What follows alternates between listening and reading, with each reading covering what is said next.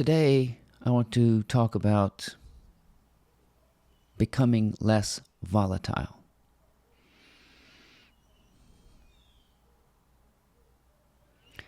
And volatility is being affected by what appears like up and down.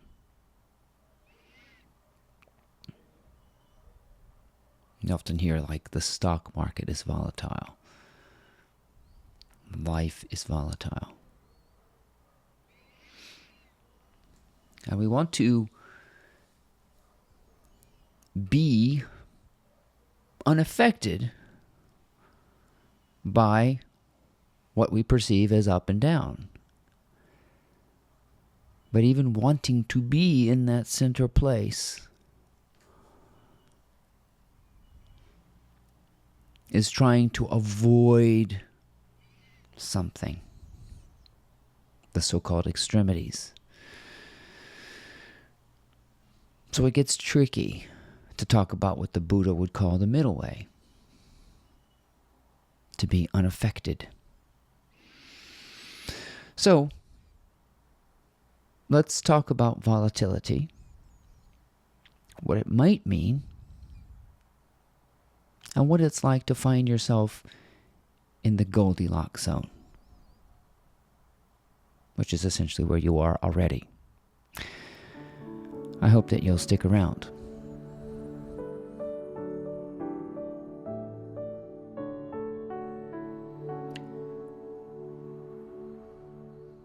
So, volatility could be this sense that you live in a place with a sinister,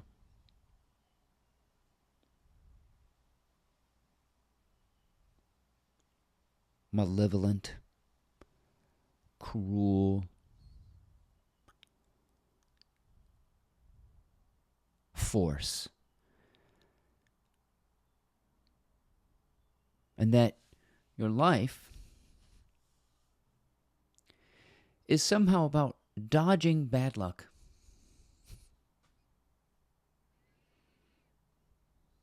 This is the way most of us think.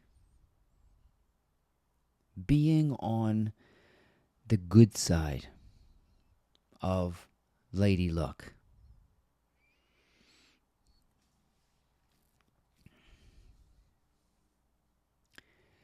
And to be on your best behavior to avoid bad things happening to you. Yet, underneath that, we feel this sense of randomness, which is essentially here to torture and drive us crazy in our avoidance of what you would call the extremities. So your whole life then becomes about finding that middle ground.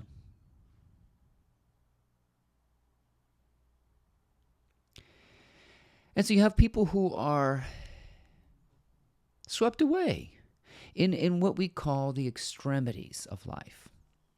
And if you believe that life has an extremity, you are caught in linear thinking. You're trapped in this notion that the universe has 90-degree angles. And there's no passage. That death is final.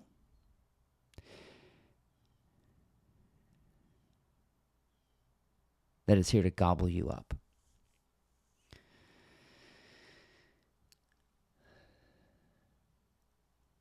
And so we have this mentality of playing the stock market, don't we? And we call it playing it safe, being in good favor. My favorite is being blessed, like you've got some kind of extra thing going for you. That somehow fate is on your side Time is on your side. You see, this perception of volatility comes with our misunderstanding of what value is. We keep misinterpreting value as measurable when it is truly inestimable.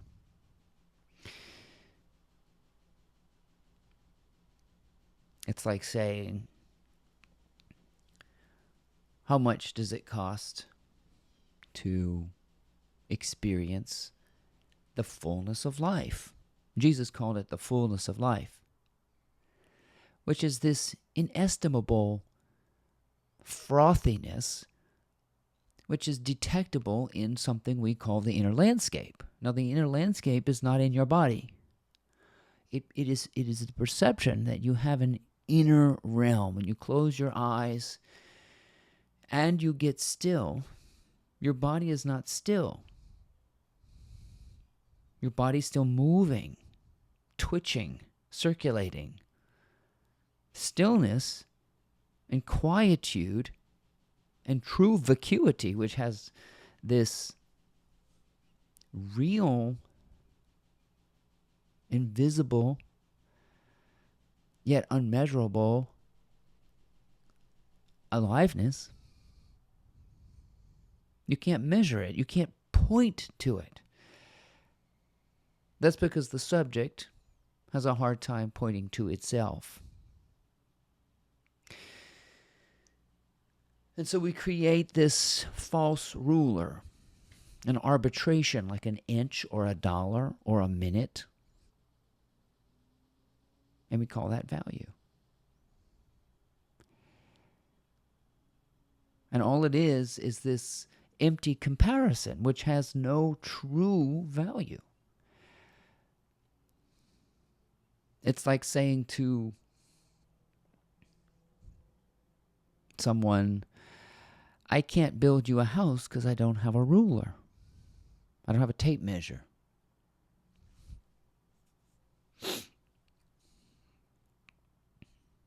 Meanwhile, you're sitting in a forest full of supplies.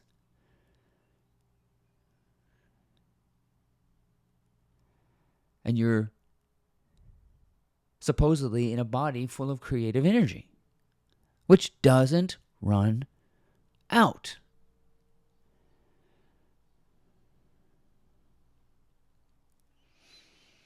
So we tell people, or we are told, that value is in something related to time, money, or measurement, as in a good value. Like, a good value would be the cheapest meal. Yet we all know the cheapest meal is most likely a shit meal from Hardee's, something that's not very good. And that it's hard to really measure value or to put something up against it and say, this is how much this is.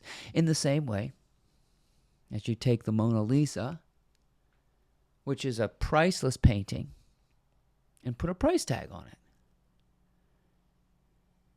So whatever is priceless is also worthless. So if you were to steal the Mona Lisa and put her on the market, the price of her is not only undeterminable, it's worthless because she's too recognizable to sell. You can't sell the Mona Lisa because people would recognize her as a priceless artifact. Maybe some person who's never seen the Mona Lisa would buy it for a few bucks and hang it up in their house.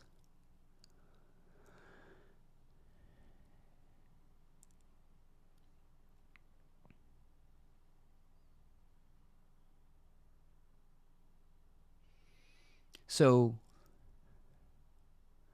volatility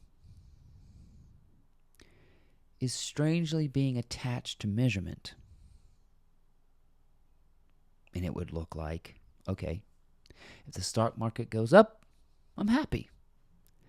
And if the stock market goes down, I'm sad. So you have taken an inner truth and attached it to a so-called outer happening.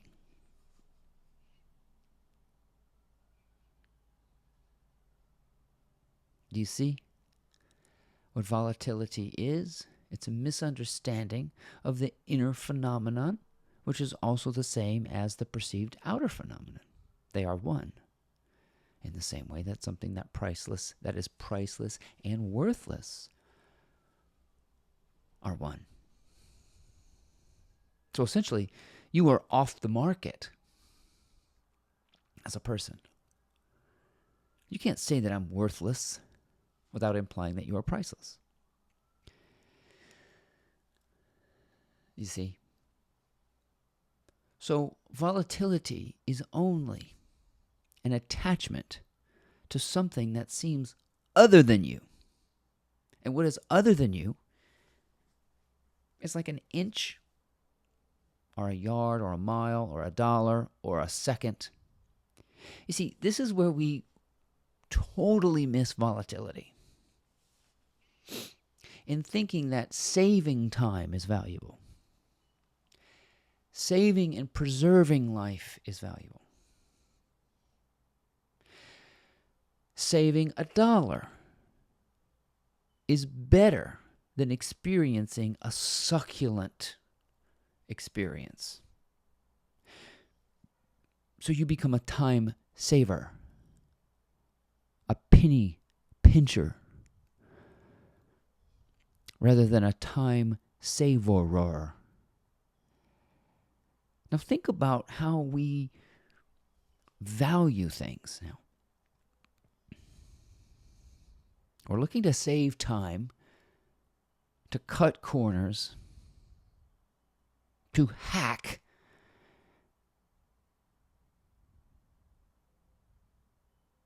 These are all 90-degree angles that don't exist in the universe. Yet we totally understand that the shortest books are not the best ones. The fastest songs are not the best one. The shortest lives are not the best one, and the lives that are lived the fastest are not the best ones. So speed, tempo, rhythm, quantity have very little to do with quality. And that quality in its truest inherent nature is immeasurable, inestimable. You can't put an estimate on the Mona Lisa.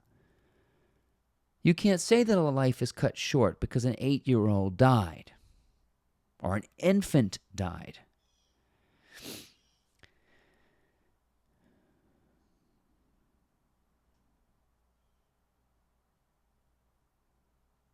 So, when you're looking at your life, you must also understand that you have laughed as hard as you'll ever laugh.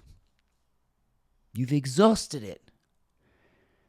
You have cried and wept and grieved as hard as you possibly can. You've tasted something as sweet as you can taste. You've tasted something as spicy as you can taste. You've smelled something as rancid as you can smell. You smelled something as beautiful and sweet as you can. The five senses have been tapped out. That's where there might be some kind of limit.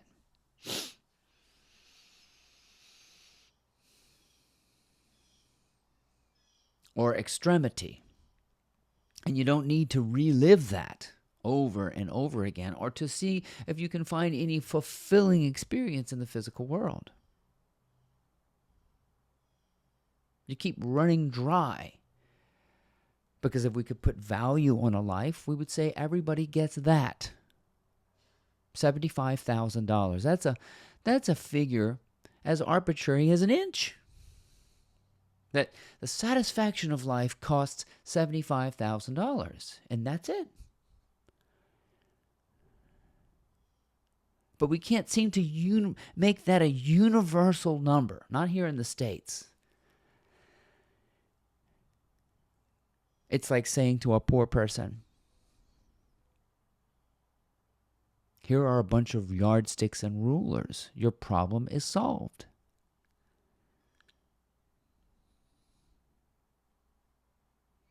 But then you say to a master builder or a carpenter, build me a house. And you have no tools, no knowledge, nothing. And you build an extravagant palace with seemingly nothing. And Jesus said something that's often interpreted as being very cruel. He said, for those who have, more will be given. And for those who have nothing, what little they have will be taken away. What he is saying here is that lack is an internal thing. Emptiness is an internal thing. And I don't know how to turn the attention to the fullness of life, which is a complete satiation, satisfaction, and contentment that seems unaffected by the ups and downs of the physical world. Did I find the middle? Did the middle find me? Am I on the fulcrum? If I seek the fulcrum, if I seek the unaffected middle way, I am now dissatisfied with where I am, but I'm always in the Goldilocks zone. The earth is what's called scientifically the Goldilocks zone. In the place just right, just far enough from the sun, with enough water and air. Everything is absolutely perfect in the Goldilocks zone. That makes life too good to be true and inestimable in its measurement of value. That's because living itself is good enough. Living is the point. Life is for living. And time is arbitrary. And I can't give you arbitrary numbers to give you the sense of fullness and satisfaction.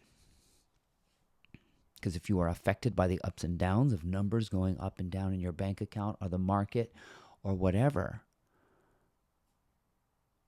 what do they say? Age is just a number?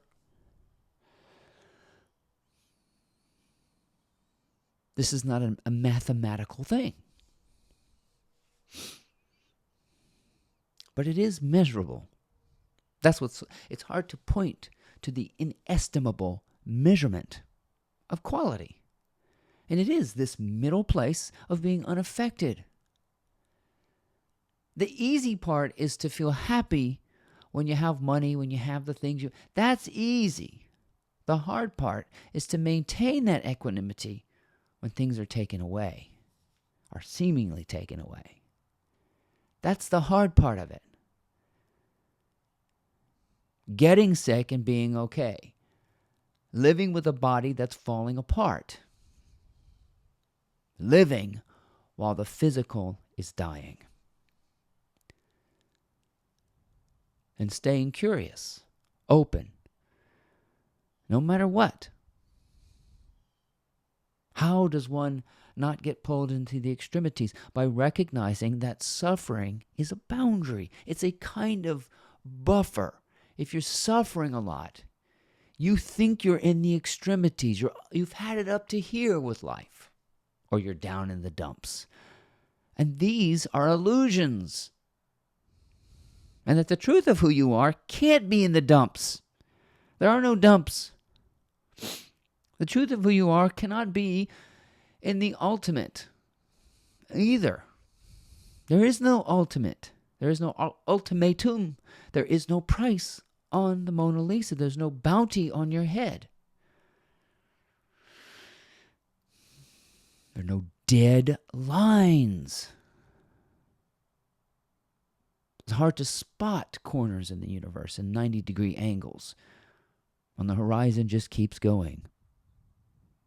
And the ongoingness that you recognize keeps you from getting ensnared by the illusion of endings and limits and being swept away and having a price, and that the value is right here and right now. And there is a certain effervescence to the dynamic flow of this up and down. And you can no more be swept out into the outer extremities or separated from the centrality of your truth than anything. It's like saying you can turn gravity off, be unaffected by your environment. In a way, you are stuck. And you can't leave. It's the appearance of the oscillation of up and down where you are freed.